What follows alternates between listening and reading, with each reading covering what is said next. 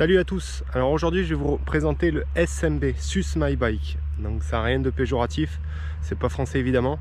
C'est un petit boîtier qui va vous permettre, comme le Shockwiz chez Quarq, de pouvoir avoir accès à la télémétrie, donc au réglage des suspensions de manière pointue et professionnelle.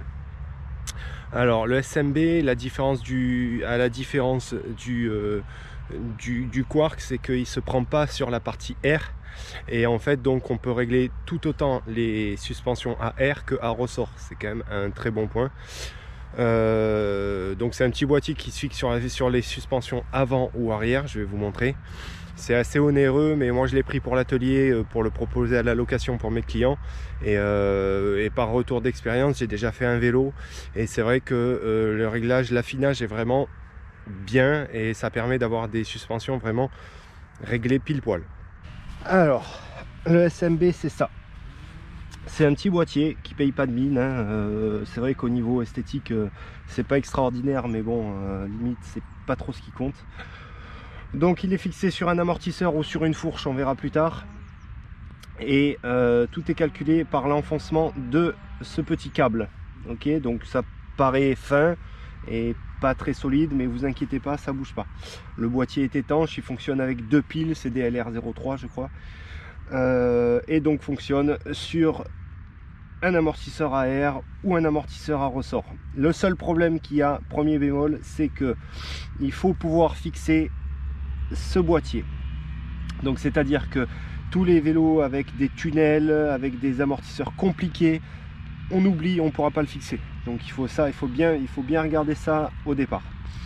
Concernant la fourche, bon ben ça, il n'y a pas de souci, ça ira toujours. Donc je vous montrerai après la fixation fourche. On va passer sur la partie donc application. Donc c'est un boîtier qui est vendu soit pour Android, soit pour système Apple. Donc moi ici c'est un Android, ça fonctionne par Bluetooth. Je vais vous montrer l'application qui va nous permettre après d'affiner les réglages. Cette application là, voilà. Donc je sais pas si le rendu sera terrible avec la GoPro. Donc là on est en Bluetooth. On va choisir le boîtier. Alors l'application elle n'est pas folle, voilà, c'est pas extraordinaire franchement. C'est vraiment pas le point fort du truc, mais bon, ça fait le job, c'est ce qu'on lui demande. Donc fixer amortisseur ou fourche. Ok, donc là vous viendrez faire vos réglages. Donc sur votre fourche, quel réglage vous avez? Donc on a low speed compression, high speed compression, low speed rebound, high speed rebound. Donc là moi c'est réglé pour la mienne. Donc ressort air, et là on a le débattement. On sauve. Pour l'amortisseur pareil, la course, le débattement, air, coil, low speed, high speed, low speed. Donc à savoir que moi sur le DVO derrière, j'ai que le réglage du rebond, mais j'ai mis low speed compression pour pouvoir jouer avec le levier, et high speed compression pour pouvoir jouer avec les volume spacers dans la chambre d'air. Après, donc next. Voilà, donc là vous avez trois menus. Donc le réglage du sag qui va juste vous régler le sag, l'analyse et le setting de l'application. Donc ça c'est pas bien intéressant. Hibernate, c'est pour mettre en arrêt le boîtier. Donc on va passer sur les settings. Donc analyse. Donc 0 My Bike, ça veut dire que là il va calculer, il va remettre le boîtier à 0 par rapport à votre vélo. Donc il faut que votre vélo soit décompressé. Ok, voilà. Donc voilà, là ça enregistre, et après une première mise au point pour voir un peu les réglages, ce qu'il va nous dire par rapport aux pré-réglages qui ont été faits.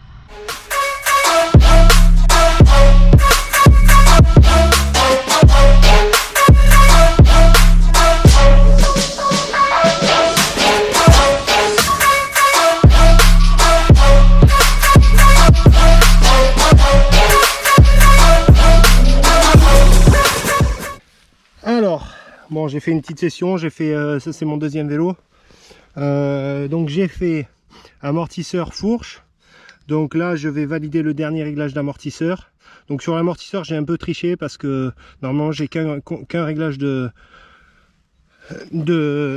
rebond basse vitesse, mais j'ai mis quand même high speed compression et low speed compression pour jouer avec le levier qu'il y a là, parce que DVO recommande de rester en position intermédiaire la plupart du temps en fait. Donc on va voir les résultats.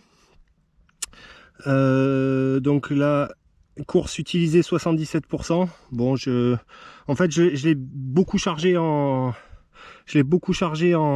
chambre positive parce que le Yeti c'est un vélo qui est très linéaire et qui a très vite tendance à talonner. Donc voilà. Donc pour les compressions de vitesse, il me demande d'accélérer un peu, donc ça équivaudrait, alors c'est pas pareil, hein, j'avais fait ça pour voir un petit peu, mais ça équivaudrait à enlever un collier dans la chambre positive, mais je vais pas l'enlever parce que sur les gros sauts et sur les gaps je vais plus loin dans le débattement.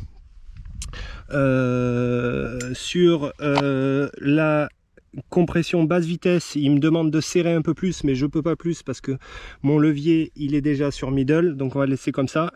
Et le low speed rebound il est bon, donc là on est en position normale. Si on se met en position race, voilà, en position race il faudrait que je serre encore le rebond, mais je vais le laisser comme ça parce qu'il est déjà bien serré. Voilà, donc vous avez vu un petit peu tout ce qu'on peut faire avec ça. C'est un bon produit. C'est pas donné, je sais plus combien c'est, je crois que c'est de l'ordre de 250 €. Moi je vais le proposer à l'atelier, donc si vous êtes dans le Vaucluse ou limitrophe, savoir que voilà, on se fait une petite session, on fait réglage avant, arrière. Je vous prendrai pas bien cher, on ira rouler ensemble et puis au fur et à mesure on réglera les choses. Donc ça règle le sag, ça règle tout. Et c'est vrai que quand c'est fait, par contre le réglage est super fait et super bien fait, on voit vraiment la différence. Donc n'hésitez pas, si vous avez des questions, à me contacter sur la chaîne YouTube, abonnez-vous. Je vais faire comme ça des tutos, des explications sur pas mal de choses. Et à bientôt pour la prochaine. Salut!